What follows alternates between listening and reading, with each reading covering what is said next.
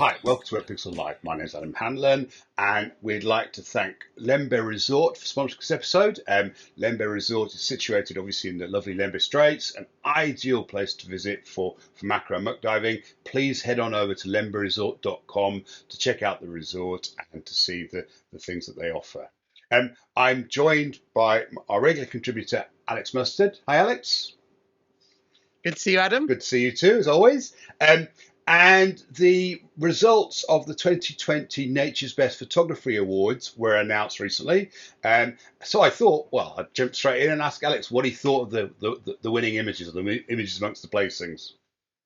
Yeah, I think it's always something we enjoy here on Wetpixel Live is when results come out. I think it's something that every photographer should always look forward to, these competition results, whether you're an active entrant, whether you're a disgruntled runner, also ran in these competitions.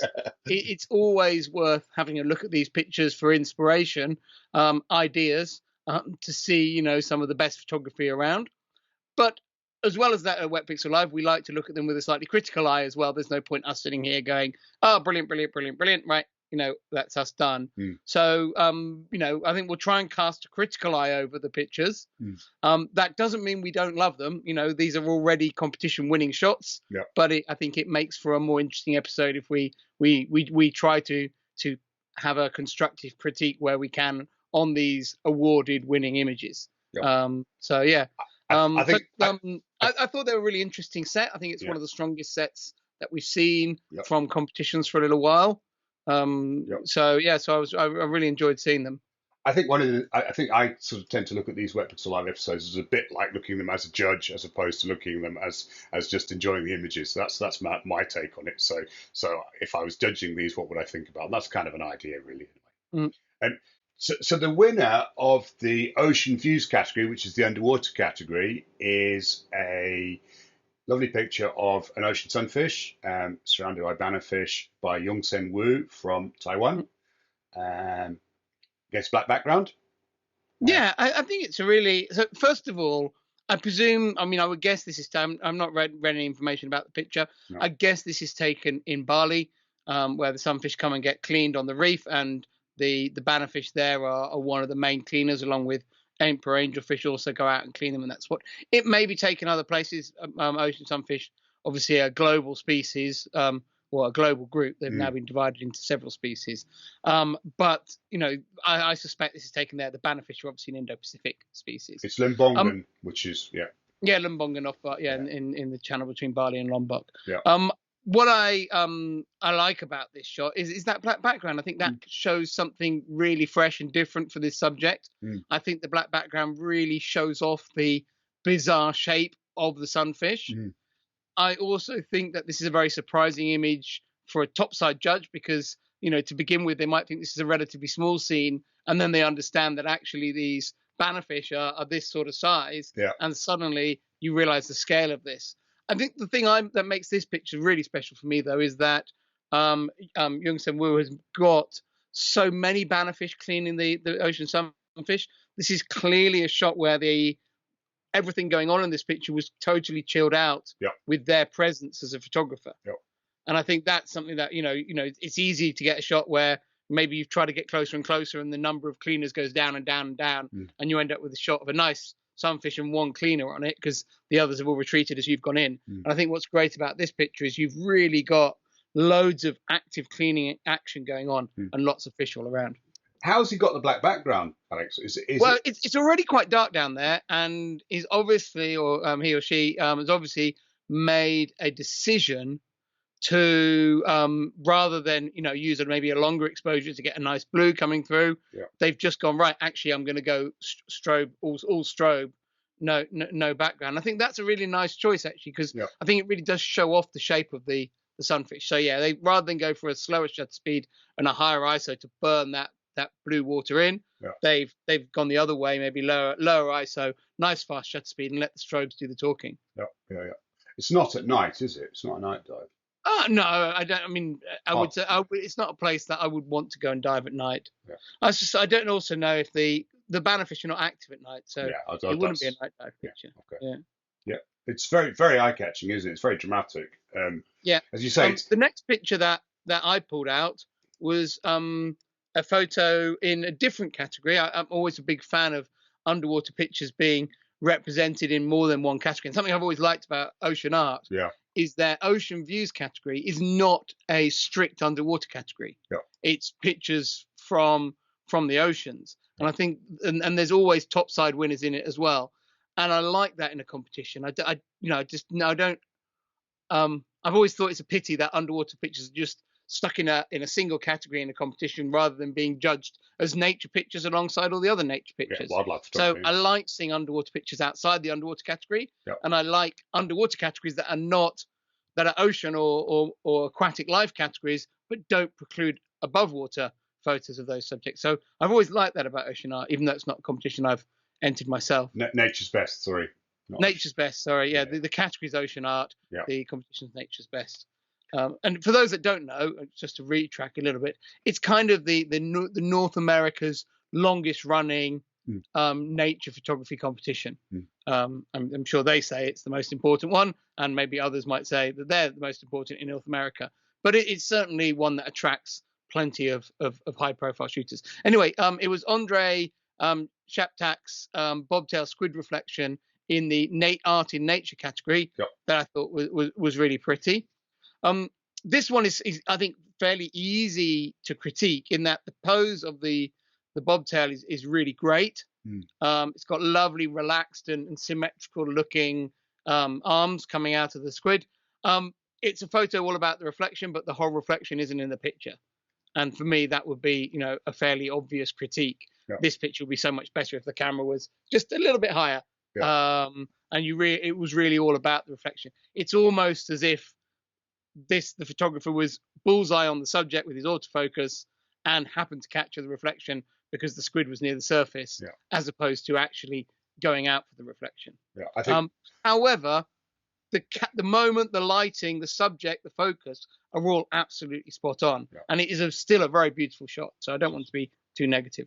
No, I'm with you, Alex. I think the framing is just slightly off, and the black water at the bottom of the frame doesn't really do anything for me. By a 5 degree shift in camera angle, it probably would have.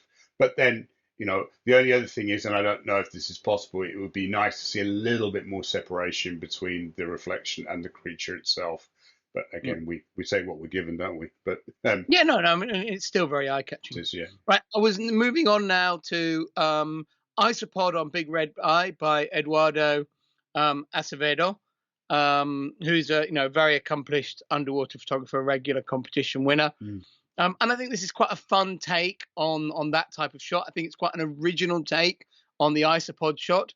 Normally we try to get a little bit more of the host subject in the picture to really tell the story.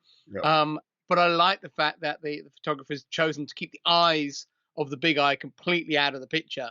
And it's just about my mouth and Isopod, which I think it gives it a really nice stroke of originality. I'm not convinced it's as nice a shot as when you do get the eyes in, because I think that gives you a better connection with the poor host that's infected by the chymotid isopods. But I think as a competition shot and for trying to do something different and original, I really like this, and I think I would like that as a judge. I would guess that the colours as well, that Eduardo's looked at that and seen you've got this amazing kind of colour differential which really outlines, really picks up the isopod on the red background. I think it works really, really well. If they were more similar colour, I don't think the shot would work. So but definitely it's very much all about. You also do get a sense of face, because what do they call the nostrils? They're not nostrils, but whatever they are, Well, they're the inlets for the nostrils. Fish don't have nostrils like us. No, they have a flow through system. So that fish always have an inlet and an outlet nostril.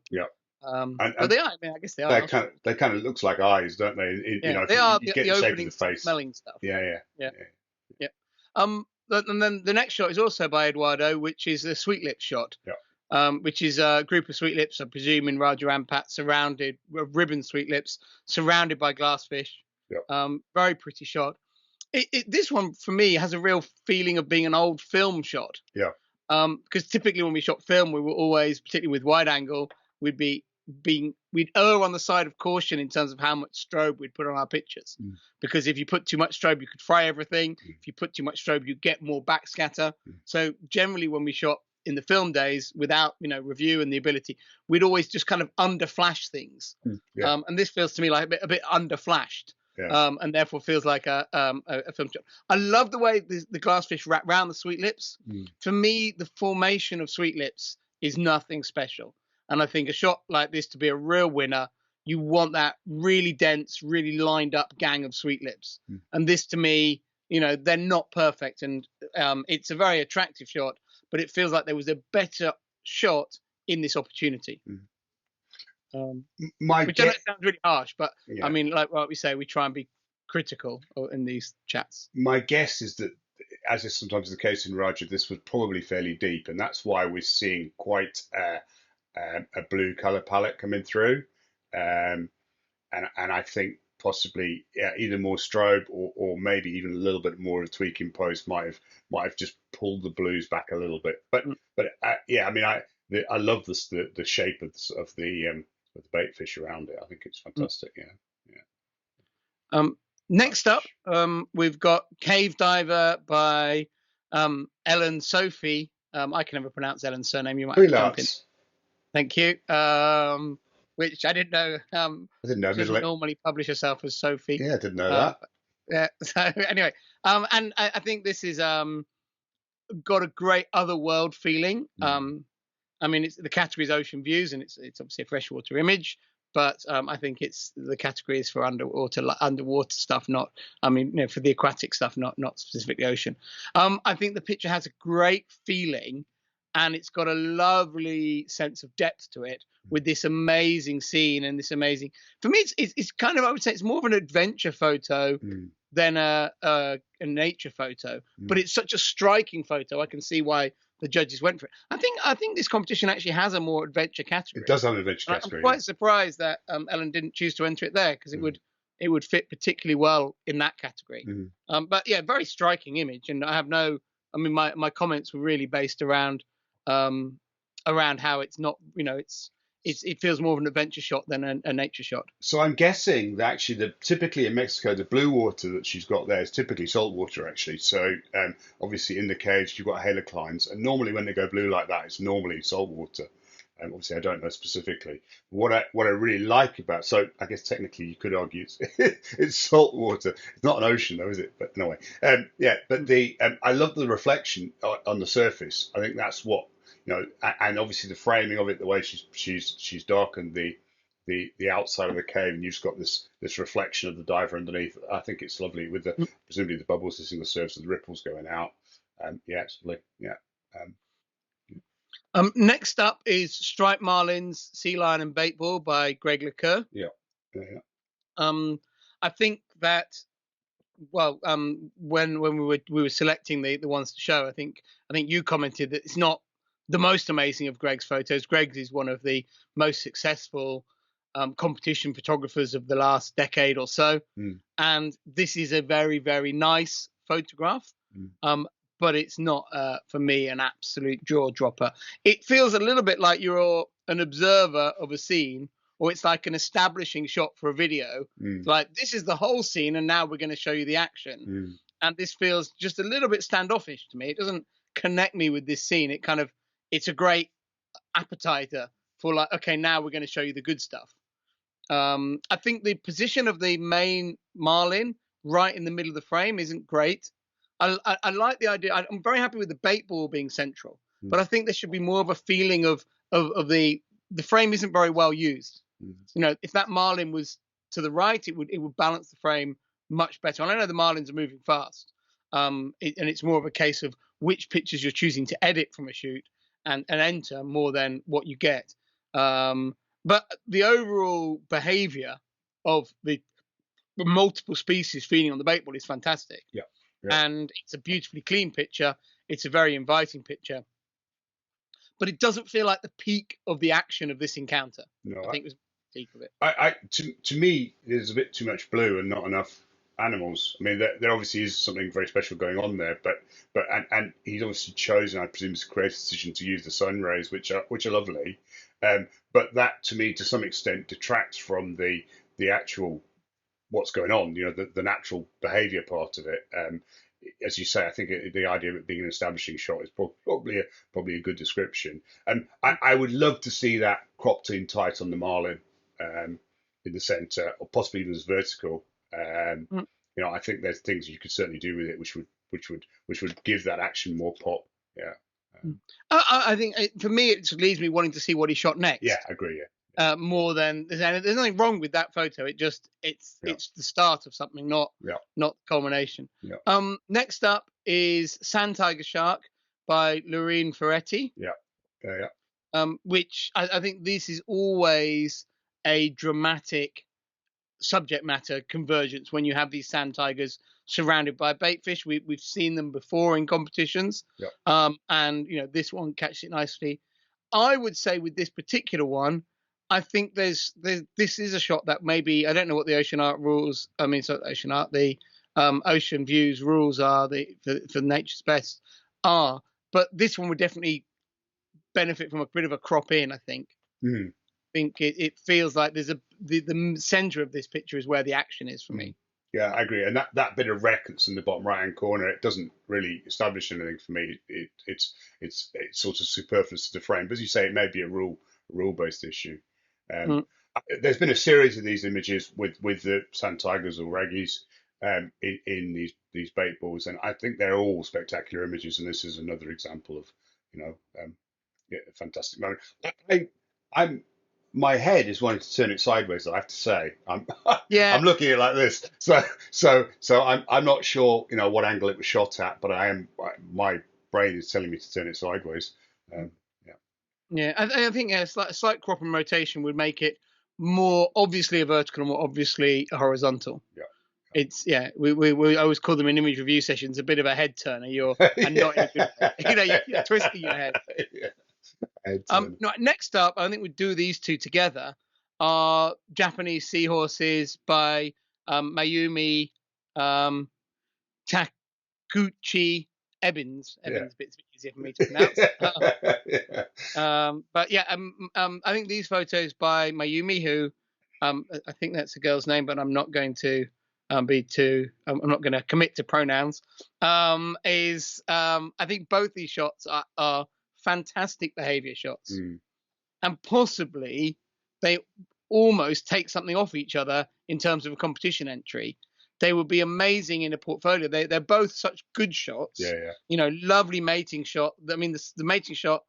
Great symmetry, great moment, got real power. The giving birth shot. Incredible composition. With the baby streaming across the frame like that. Both of them are really, really strong shots. They're really two of my favorites in the competition. Yeah, I agree. But they almost take something away from each other in competition terms. It's a case of you're almost giving the judges too much, and they end up arguing over which one is better of these two. And then rather than settling that debate, make someone else the category winner. And it's just the way competitions sometimes go. For me, they're both fantastically strong. I'm not sure which one I would want to choose between them for that same reason, but I think maybe the Mayumi might have had more success just entering one in, and it may well have been a category winner. Or look for a competition where they're judging a portfolio of your work and having both of them in there. Yeah, that'd be great. Yeah. I think they're very, very beautiful control of lighting on them. The actual, I think the images in both cases very delicate. It's a real kind of gentle touch of lighting on it that really comes through. The background light obviously is well controlled, but equally the actual light on the seahorses themselves beautiful. Yeah, I agree with you, Alex. I think they're two of my favorite images. So yeah. Next up is Fluorescent Coral and Goby by Peter Tamact. I think Fluorescent always has the opportunity to give something different in these competitions, but it can be often difficult to make an unusual and original fluorescent shot. And I think the inclusion of the Goby being X-rayed by the fluorescence, I think makes this very strong. But also the arrangement of all the coral polyps, the symmetry in this picture is very, very well managed, because although easy to think that there's repeating patterns in corals. Anyone who's ever photographed a coral realize that actually they're quite random and chaotic.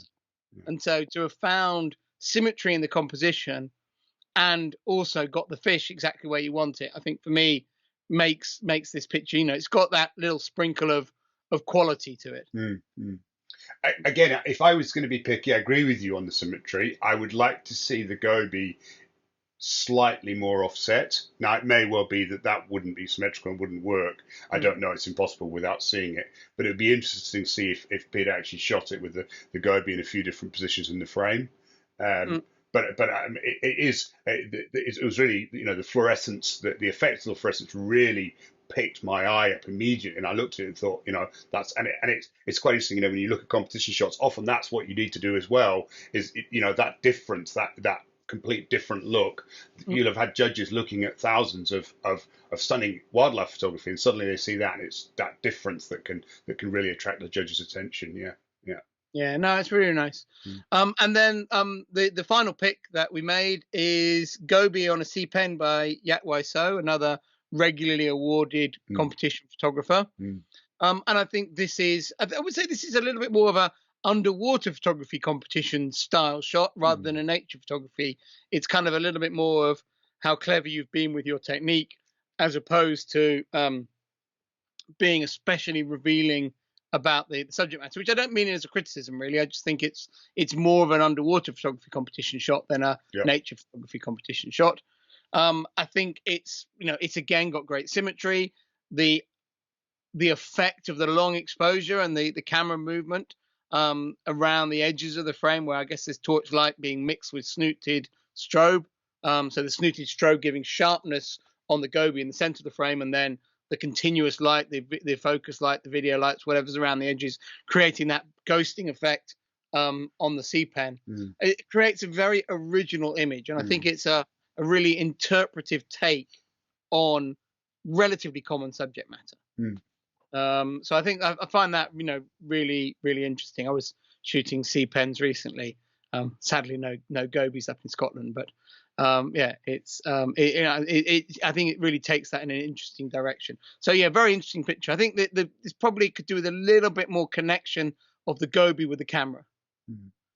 I'd love to talk to Yatwai about how he, what he set out to do with this picture, because if he set out to achieve what he's done there, I think it's quite a very, very interesting creative process to actually get all those parts aligned to make it work like that. I mean, it does works well, but getting all the bits aligned deliberately, you say defocusing the edge of the sea pen, it's a clever shot.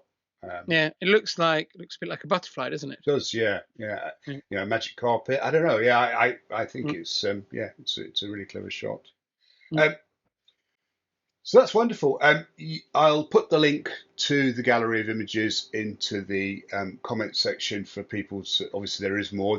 We should point out again that this is a sort of selection of images. There are more both in the ocean views category and in the contest as a whole. More underwater images. Well worth have a look.